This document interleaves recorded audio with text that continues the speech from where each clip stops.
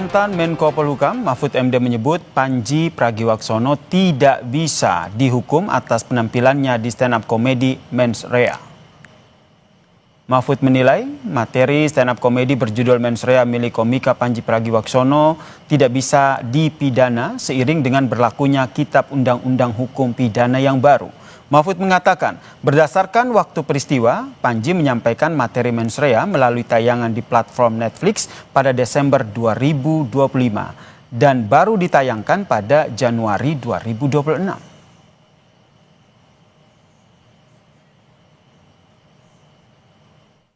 Panji Pragiwaksono ini tidak bisa dihukum. Tidak bisa dihukum. Tidak kan? bisa dihukum. Karena ketentuan ini dimuat di dalam KUHP baru yang berlaku sejak tanggal 2. Oh, karena waktunya Dia belum mengatakan berlaku. bulan Desember. Iya. Meskipun baru tayang sekarang lah ya, hari-hari ini gitu ya. Iya, tapi kan peristiwa pertamanya dia bilang kapan? Kalau ditayang besok tahun depan lagi, ya tetap peristiwanya itu akan dihitung kapan dia mengatakan itu. Kalau Panji tenang, Anda tidak akan dihukum. Tidak akan dihukum Mas Panji. Tenang, nanti saya yang bela. Sementara itu, Saudara, Muhammadiyah dan NU sama-sama membantah telah melaporkan komika Panji Pragiwaksono ke polisi terkait penampilan stand-up komedi Mens Rea. Pengurus Besar Nahdlatul Ulama menegaskan laporan Angkatan Muda NU ke Polda Metro Jaya terhadap komedian tidak mengatasnamakan PBNU. Sementara itu, Ketua Lembaga Bantuan Hukum dan Advokasi Publik PP Muhammadiyah menegaskan Muhammadiyah tidak mengenal ataupun terafiliasi dengan Aliansi Muda Muhammadiyah yang melaporkan komika Panji Pragiwaksono ke polisi. Ia pun memastikan Muhammadiyah tidak pernah memberi sikap resmi mengenai stand up komedi Panji Pragiwaksono bertajuk Mens Rea.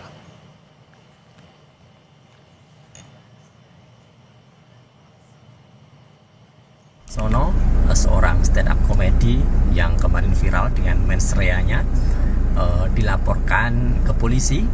Saya selaku Ketua Lembaga Bantuan Hukum dan Advokasi Publik Pimpinan Pusat Muhammadiyah menyatakan bahwa Muhammadiyah tidak pernah membuat sikap resmi untuk melaporkan yang bersangkutan.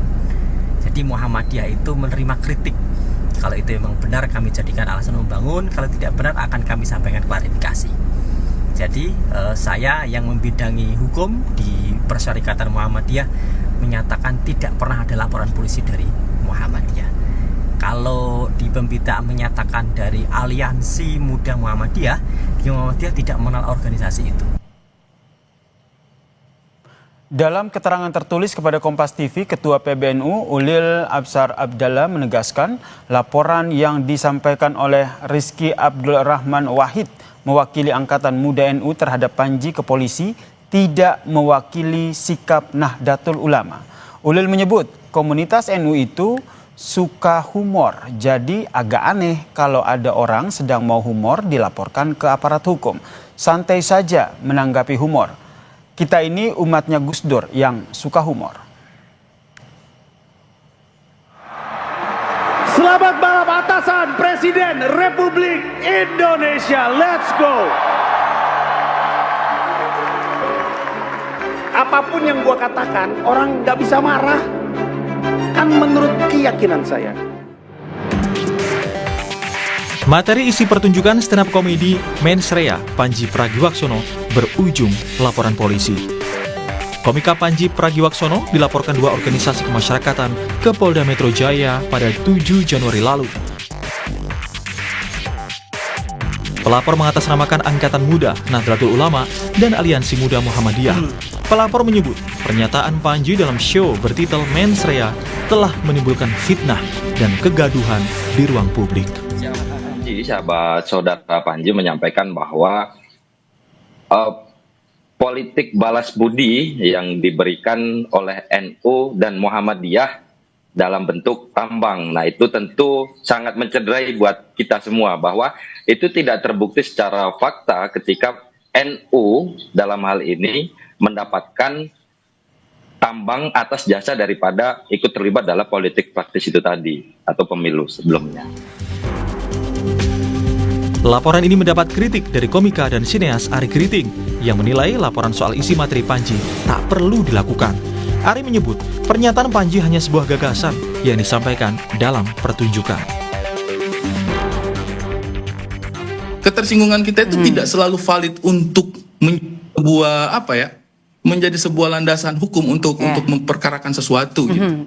Kontennya itu judulnya mens rea karena membahas kira-kira dalam hukum itu kebebasan berbicara itu sejauh mana. Dan menurut saya sih ini juga bagian dari ujian bahwa apakah statement dan hipotesanya Bang Panji itu benar adanya gitu Bang. Menurutku nggak perlu lah, ini cuma gagasan, ini cuma sebuah komedi, sebuah pertunjukan, nggak perlu lah sampai sejauh itu menurutku ya. Dan ini sudah bisa menjadi presiden buruk sebenarnya malahan gitu, kayak kita setiap ada karya seni, setiap ada kritik kepada pemerintah, arahnya marah selalu ditempuh oleh jalur hukum. Pendapat serupa disampaikan Ketua PBHI Julius Ibrani yang bilang, berdasarkan KUHP dan KUHAP terbaru, pernyataan Panji di mens rea tidak bisa dipolisikan. Julius menilai, kritik harus tetap dibangun sebagai budaya berdemokrasi. Ada KUHAP dan KUHP yang baru, batasnya justru jelas di situ bahwa defamasi itu menyangkut personal, bukan organisasional. Itu sudah salah. Artinya memang tidak perlu direspon oleh kepolisian. Yang perlu adalah justru membangun wacana kritik kepada anak-anak muda, bukan hanya di tengah NU, Muhammadiyah, lembaga apapun itu, agar kita terbiasa dengan berdemokrasi dan tahu konteks dari demokrasi itu adalah salah satunya melucu dan berkomedi tentang situasi negeri dan tidak membawa ini pada ranah kriminal atau pidana. Stand up comedy show Mens Rea Panji Pragiwaksono menjadi viral di media sosial dan menjadi sorotan usai tayang di platform tontonan berbayar Netflix. Dalam penampilannya, Panji membahas soal peristiwa politik hingga kondisi demokrasi. Tim Liputan Kompas TV.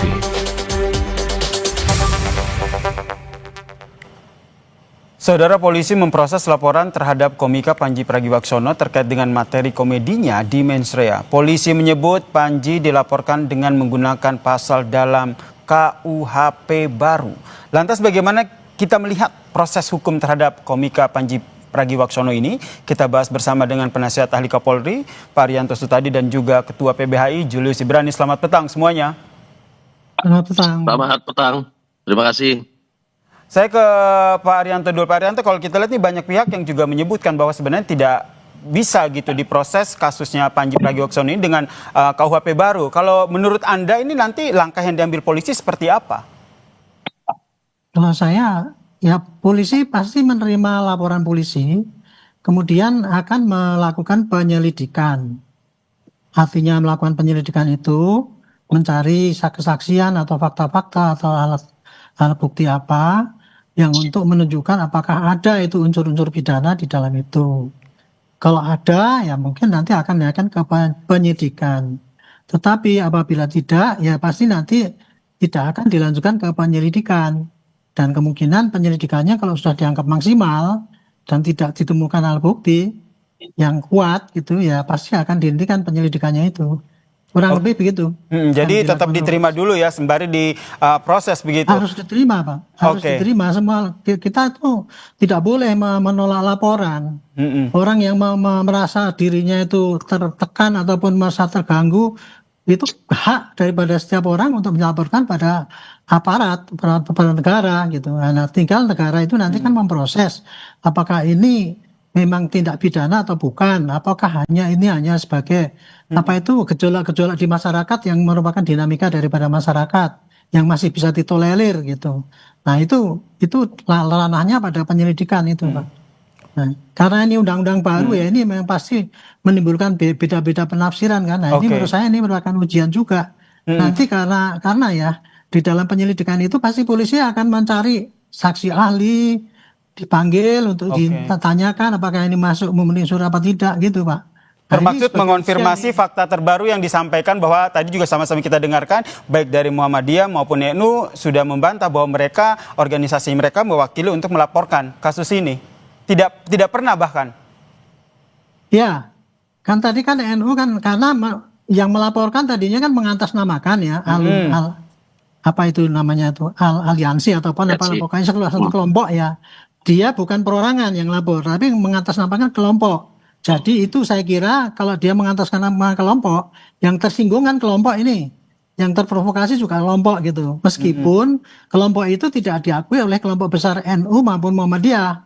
Tetapi sekarang negara kita kan negara bebas itu ya. Kita mau 2 orang, 3 orang bikin aliansi ya banyak. Tapi polisi tetap mempertimbangkan legal standing dari pelapor ini? Saya kira ya polisi hanya akan menampung saja, Pak. Hanya akan menampung ya. Dia ini berapa orang, 1 orang mengatasnamakan gitu ya. Nah ini mengatasnamakan kelompok ini nanti polisi juga akan tanya pada saksi ahli. Pak, penafsiran itu bukan polisi sendiri yang menafsirkan gitu. Kurang lebih begitu Pak, objektivitas daripada polisi di dalam menanggapi laporan itu. Baik, saya ke Bang Julius. Layak nggak polisi menerima laporan seperti ini? Ataupun melanjutkan proses laporan ini? Ya, jadi gini ya Sir, kalau pertanyaannya apakah polisi menerima laporan, memang sudah kewajiban itu ada di undang-undang menerima laporan. Cuma memaknai menerima laporan ini untuk menindaklanjuti lebih jauh tentu tidak. Kenapa? Kalau dengan demikian polisi sedang melanggar konstitusi sendiri sekaligus melanggar hak konstitusional. Jadi menariknya adalah pertama, ketika pasal-pasal tentang penghinaan tetap ada di KUHP, dia menegaskan ini adalah delik aduan yang sifatnya personal. Sedangkan materi yang disampaikan Panji adalah komedi yang membahas organisasi. Gitu. Jadi udah 2 hal yang berbeda gitu ya. Dan ketika membahas isu seperti tambang dengan politik balas budi segala macam, ini sebetulnya adalah pemberitaan yang sudah beredar berbulan-bulan lamanya dan telah menjadi opini publik. Bahkan di kubu NU sendiri mengakui terjadi konflik karena tambang dan menjadi islah. Jadi nggak ada yang hoax di situ, nggak ada yang salah di situ, tidak ada ketersinggungan di situ, dan mereka sendiri sudah mengatakan ada konflik dan islah. Gitu.